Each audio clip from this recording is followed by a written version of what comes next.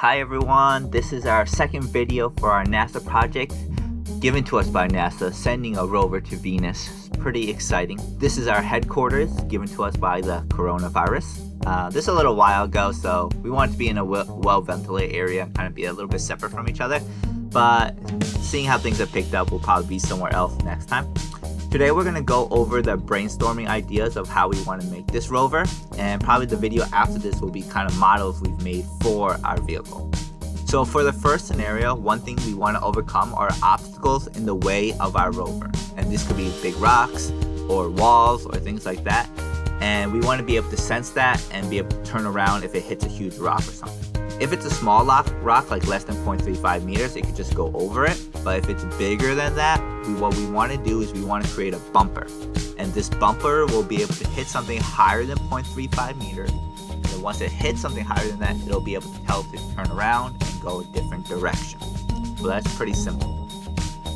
For our second model, what we're thinking of is we have to go through obstacles that have big dips in the ground. So if the dip is really deep or really wide, it's a problem because the rover can get stuck in there. But if it's not that deep or if it's not that wide, it'll just be able to go over it and it's fine.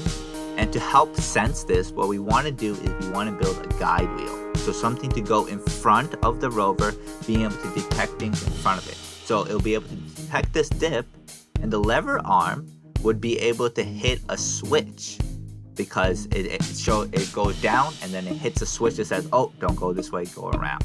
This lever arm will also be able for it to go to guide things that are too high or going up an incline that's too high or even too low. So if it's going up something that's too high, like over like 30 degrees, we want it to say, oh, turn around, this is too high, don't go up this way. So again, the lever arm would be now pointed downwards and hit a switch and say for it to not go. This is the same thing if it goes down a hill that's too long, it'll be able to detect that so it doesn't come tumbling downward.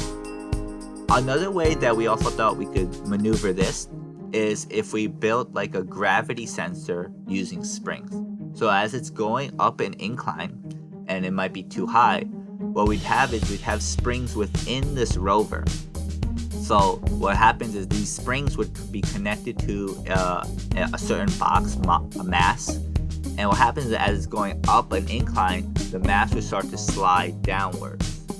And then if it starts to slide downwards, it can hit a switch.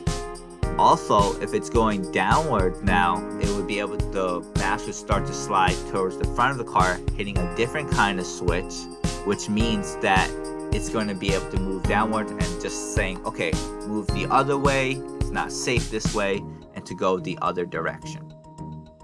So these are some of our basic ideas. We have a lot more ideas, but these are a lot of the ones that stuck. From here, now we're going to start to kind of model and kind of build different parts of this and see how it all comes together. We'll be doing some modeling in real life, but we'll also be doing some modeling through simulations and different kinds of programs. So hopefully that'll be a bit more exciting in the next episode, but I hope you guys enjoyed, and we look forward to seeing what happens and seeing what we can provide for NASA. See you guys.